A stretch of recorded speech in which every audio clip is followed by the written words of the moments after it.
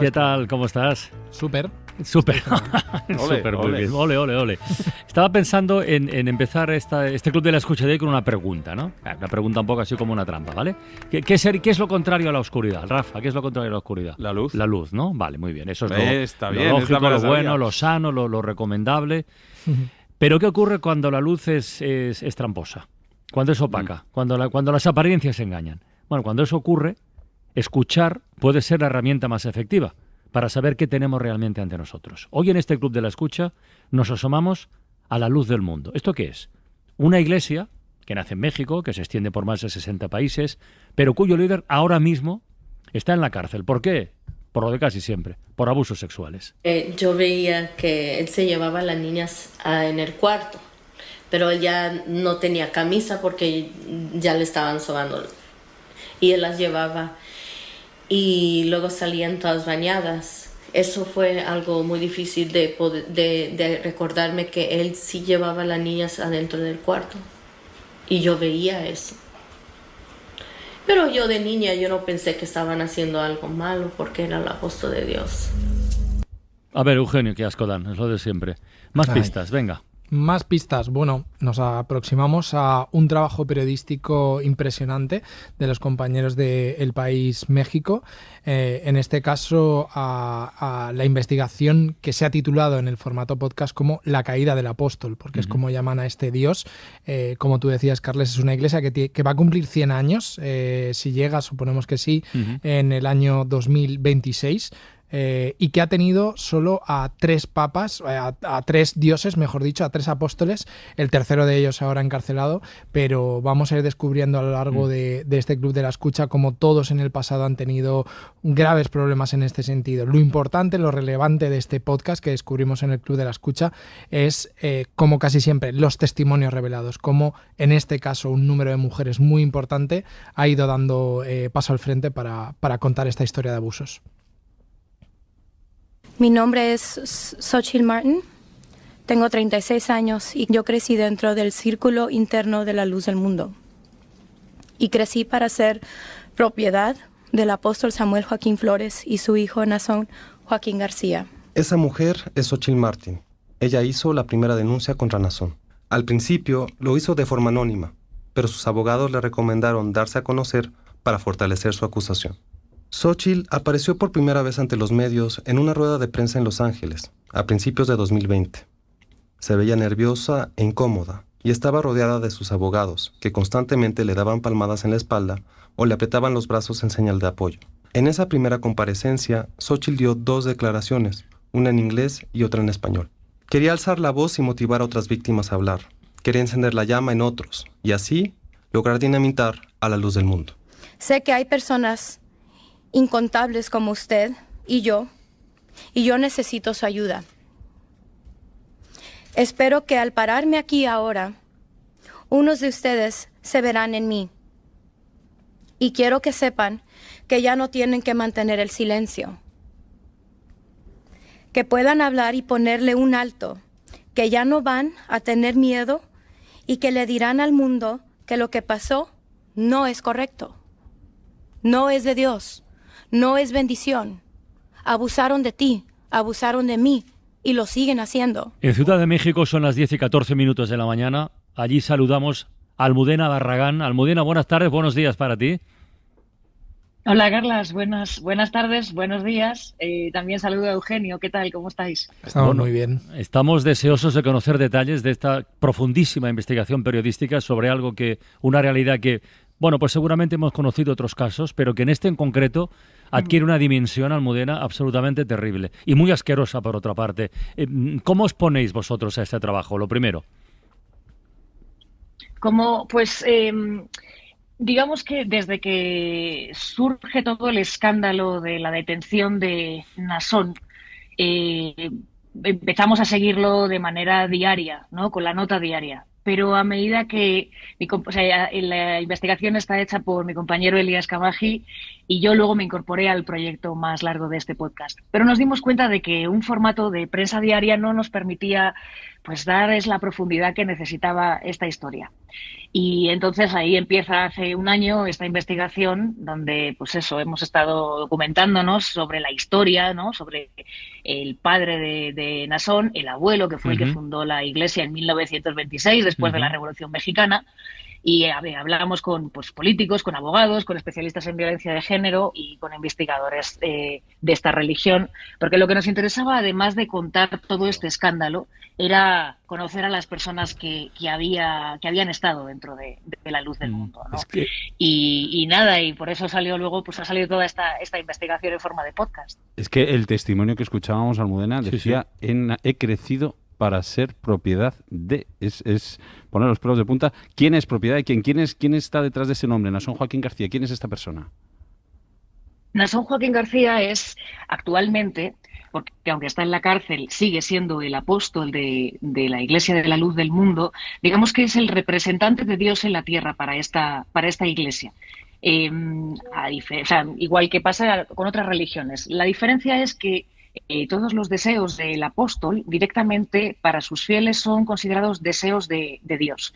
Estamos hablando de una iglesia pentecostal que está apoyada en la teoría, ¿no? La teología de la prosperidad, y entonces es curioso porque cuanto más próspera y rica sea tu iglesia, más bendición tiene eso para sus fieles. Y eso se tradujo en una vida llena de opulencia, una vida llena de lujos, llena de derroche de parte de esta familia real, de esta familia del apóstol, y a costa de todos los fieles, ¿no? Que son quienes tienen que costear los deseos del apóstol porque son deseos de Dios y son una bendición. Entonces, cuando escuchamos a Xochitl decir yo crecí dentro de la iglesia y a mí siempre ya me destinaron, me impulsaron a ser propiedad del apóstol, eso va a las chicas, al final se les decía y lo consideraban como si fuera una bendición, ser la elegida, era como ser la elegida un poco del rey David, ¿no?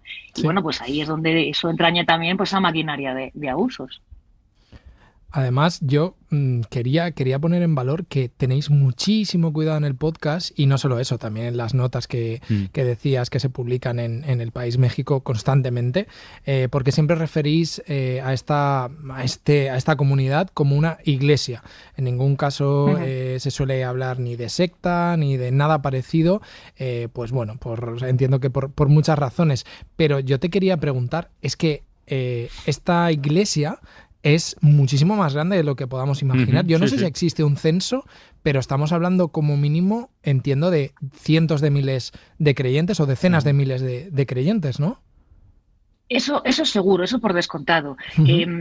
Los últimos datos que tenemos nosotros oficiales del INEGI de México, digamos que la clasifican entre las principales iglesias en número de seguidores en México. Claro. Y desde luego es la iglesia mexicana que más expansión ha tenido en el mundo. Ahora, de acuerdo con cifras de la propia iglesia, ellos dicen que tienen 5 millones de fieles repartidos por unos 60 países en el mundo. De hecho, en España tienen presencia también. Claro. Antes subrayaba, Eugenio, la importancia que tiene en este podcast la presencia de testimonios, de personas que habéis podido conseguir que contaran su propia historia, y la verdad es que escuchando algunas se te ponen los pelos de punta, ¿eh? Yo nací en esta iglesia, yo fui criada en esta iglesia. Ella recuerda perfectamente aquel homenaje que se le hizo a Naasón por su cumpleaños número 50.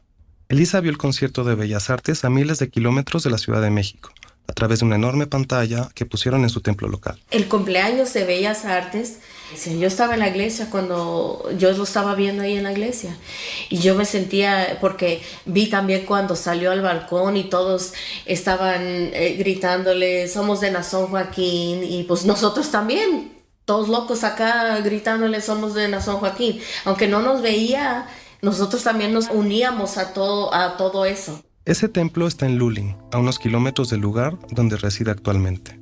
Luling es el típico pueblo tejano. Por todas partes hay bombas para extraer petróleo crudo, todos conducen camionetas pick-up y una enorme vía del tren lo atraviesa por la mitad. Ahí residen menos de 6,000 personas que se sienten orgullosas de su tierra y sus productos, la ganadería y la agricultura. El trabajo de Margarito era ser obrero, lo que en otras religiones se conoce como evangelizador. En otras palabras, él tenía la responsabilidad de transmitir la palabra de Dios y atraer a nuevos feligreses. Su esposa Rosalinda era notaria pública y era muy valiosa para la iglesia, porque ayudaba a los ministros y a otros fieles a regularizar sus papeles para vivir o conseguir trabajo en Estados Unidos. La familia Flores empezó a tener un papel muy importante en la iglesia y a la par comenzó a crecer. Tengo 5 hombres, hermanos, y 3 hermanas. Éramos 9. Y eso es muy común en la iglesia, que haya familias grandes, porque de allí es la descendencia. De allí pues crece la iglesia cuando hay familia grande. Y todo eso está muy bien, se promueven las familias numerosas, las familias grandes, es doctrina de esta Iglesia de la Luz, pero todos, incluidos Naasón Joaquín, tienen o tenemos un pasado, y hay quien lo cuenta. Un día, la chica le confesó a Elisa que no le había llegado la regla y que sospechaba que estaba embarazada. Le dije, oh my God. El siguiente día dijo, fui y compré un test y estoy embarazada. Ya unos cuantos días después de eso llegó la familia, llegaron otra vez y ya ella fue al cuarto con Naasón y salió llorando y luego se la llevaron. Una semana después, Elisa supo a dónde se habían llevado a su amiga. Ella vino y dijo que la habían llevado y they took my baby, dijo que le habían sacado su bebé. Me dijo llorando porque pues era su bebé y ella no tenía opción. La chica fue obligada a abortar. Estar embarazada sin marido era una vergüenza. Y no había forma de explicar cómo había sucedido aquello dentro de esa casa sin nombrar al culpable. Que ella me dijo que fue Naasón que la llevó y que se lo tenía que sacar, que él no iba a tener bastardo. La chica trató de defenderse y delató a Naasón ante todos, pero como respuesta, Samuel la corrió de la casa y dejó claro que nadie más hablaría del tema. Y luego nos dijo Samuel, yo les dije, si ustedes dijeran algo, nadie les va a creer, porque yo soy el apóstol de Dios. La amenaza del apóstol no amedrentó a la víctima. La amiga de Elisa buscó apoyo en su familia, pero no le creyeron. Pensaron que estaba endemoniada y que había inventado todo. Ella nunca regresó, yo nunca la volví a ver. Y yo siempre he sentido mal porque aunque yo era niña, yo no podía protegerla porque a mí me daba miedo. Son denuncias realmente impresionantes. Yo quería saber, Almudena, Naasón está encarcelado, ya lo hemos contado, pero las víctimas, ¿en qué situación se encuentran? ¿Ha habido algún tipo de reparación, de compensación, o hay algo en proceso, por lo menos, o no? A ver, es que es importante mencionar esto. La Fiscalía de California, porque todo esto sucedió en Estados Unidos, ¿no? Aunque se trate de una iglesia mexicana y demás, todo el caso se armó en Estados Unidos. A Naasón se le acusaba de más de 20 y tantos delitos de abuso de menores, pornografía infantil, etcétera, etcétera. Naasón consiguió llegar a un acuerdo con la Fiscalía de Estados Unidos. Entonces, nunca se celebró un juicio. Naasón aceptó una condena de 16 años y 8 meses, reconociendo 2 de los cargos de los que se le imputaba, pero eso lo que impidió es que las víctimas pudieran ir a juicio. Entonces, digamos que la justicia falló bastante a estas víctimas. Sería impensable pensar que en un caso así, en el que había muchas evidencias y muchos testimonios, no sé, estoy pensando en el caso de Larry Nassar, nunca llegaran a ir a juicio, ¿no? Si aceptara el juez, la fiscalía, las partes aceptaran un acuerdo. En este caso sí pasó. Entonces las víctimas quedaron completamente desoladas, porque imaginaros lo que es denunciar al representante de Dios en la tierra para ti, que al final es, estamos hablando de denunciar a un Harvey Weinstein, pero por 10, porque es el que te va a salvar en algún momento, ¿no? Bueno, y no solo... Estas mujeres... Sí, no solo eso, y además la expulsión de sus familias y de sus círculos sociales inmediatos, ¿no? En la mayoría de los casos, quiero decir, se están enfrentando a estar desprovistas de todo su entorno. Sí, la mayoría de las familias de estas chicas, cuando estas chicas levantaron la voz, las repudiaron. Ellas ya se han separado de sus familias que siguen dentro de la luz del mundo. Entonces, ellas, súper vulnerables, decidieron levantar la voz, decidieron romper el silencio. Fueron muy valientes al hacer eso. Y, sin embargo, la justicia, de alguna forma, les falló, porque nunca hubo un juicio. Claro. Lo único que tuvieron las víctimas, la única posibilidad que tuvieron fue de que antes de que el juez aceptara ese acuerdo de culpabilidad, es que ellas pudieron relatar su testimonio, que es lo que luego se ha publicado en los medios. Pero de ahí en adelante no pasó nada más. Entonces, las víctimas de la luz del mundo actualmente se sienten muy decepcionadas con la justicia. Claro, Nosotros nos preguntábamos en esta investigación si que sean víctimas todas ellas latinas en Estados Unidos ha influido en que este juicio no fuera mucho más mediático y mucho más potente, ¿no? Y con y entonces ahora... Perdón, solo una cosa más. Hay otra denuncia por la vía civil, ¿no? Que eso todavía no se ha resuelto, pero bueno, sí, o sea, digamos que la justicia llegó de manera agridulce y a medias. Y con este personaje en la cárcel y este proceso judicial a medias o pausado, ¿la Iglesia en qué situación está? O sea, ¿este movimiento sigue activo, ha crecido, ha decrecido o cómo está? Totalmente sigue activo. De hecho, la Iglesia de la Luz del Mundo ha negado siempre las acusaciones. Ellos lo que han dicho a su feligresía es que Naasón se ha sacrificado como Jesucristo por los pecados de su feligresía y que por eso está en la cárcel. De hecho, ellos han emprendido una campaña en redes sociales con el hashtag honorable para defender la inocencia del apóstol. Hay gente que sí se ha salido de la Iglesia. De hecho, escuchábamos antes la voz de Elisa Flores, que es nuestra protagonista, y que ella pues es un ser verdaderamente luminoso. Y ella lo que queríamos contar con este podcast era su vida y cómo su vida se fue transformando a medida que Naasón caía en la oscuridad. Ella de repente retomaba su vida después de 46 años, ¿no? de vivir dentro de la Iglesia. Una cosa muy interesante, Almudena, es que estos abusos ahora la persona que está al frente de esta iglesia y de verdad que quien no conozca la luz del mundo pues tiene que hacer un poco el esfuerzo, pero estamos hablando de que el Dios de esta iglesia, el principal representante en la tierra, es la persona de la que estamos hablando y de la que tiene acusaciones. Pero yo creo que una cosa bastante interesante, Almudena, es que su padre y su abuelo, porque esta iglesia se hereda, digamos que el legado pasa a los hijos, ya tuvieron hace muchas décadas este tipo de problemas por abusos. Eran otros tiempos y digamos que se solaparon de una forma todavía más descarada que en este caso. Pero cuéntanos tú misma, es que el padre de Naasón, Samuel, y el anterior también ya tuvieron estos problemas. O sea, parece intrínseco de esta organización. Sí, a nosotros nos gusta decir, para explicarlo bien, es que de la misma manera que la dinastía divina de los Joaquín, ¿no? Se hereda el poder y se heredan las propiedades y se hereda, ¿no? Todos estos privilegios, también se heredan las oscuridades, los secretos, ¿no? Y esta forma de ocultar, ¿no? Todos estos abusos. Como durante tantos años se han sucedido estos abusos sin que nada pase, ¿no? Porque hay un silencio, ¿no? que solapa todo. Al final se ha acabado configurando una especie de maquinaria de abusos, de estructura de abusos para sostener todo eso, que no solo implica al apóstol. O sea, está claro que el apóstol cometió abusos, el padre, el hijo, ¿no? El abuelo, pero también otras figuras poderosas de la Iglesia han cometido esos abusos, por lo que te cuentan otras víctimas, ¿no? Solo hemos podido hablar con una parte, pero los testimonios son cientos. Y entonces te das cuenta de esa herencia que hay de cómo se solapa, ¿no? Y yo creo que tiene que ver con eso, con que al final es un tema de poder. Si el apóstol representa el máximo poder en la Iglesia, pues no hay ningún tipo de control, ¿no? Entre estos centenares de denuncias, una de un hombre, Moisés Padilla, que denunció a Samuel, el segundo apóstol que gobernó esta iglesia, o lo que sea, durante 50 años. Metió su mano en el frente del cierre de mi pantalón y comenzó a estimular mi pene. Yo me sentí confundido. El exfeligrés Moisés Padilla denunció a Samuel de haber abusado sexualmente de él cuando tenía 16 años. Lo hizo ante la ley y de forma pública en esta entrevista televisada con el periodista Ricardo Rocha.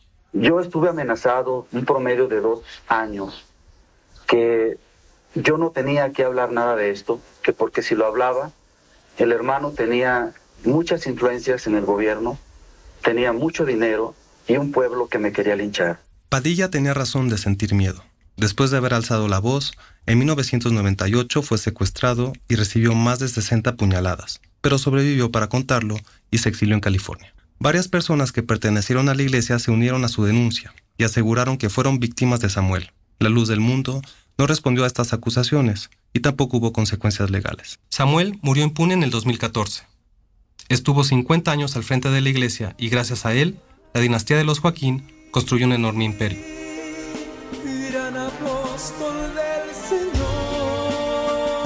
Es que tiene incluso canciones. Bueno, material de verdad muy, muy interesante y muy doloroso también para este podcast.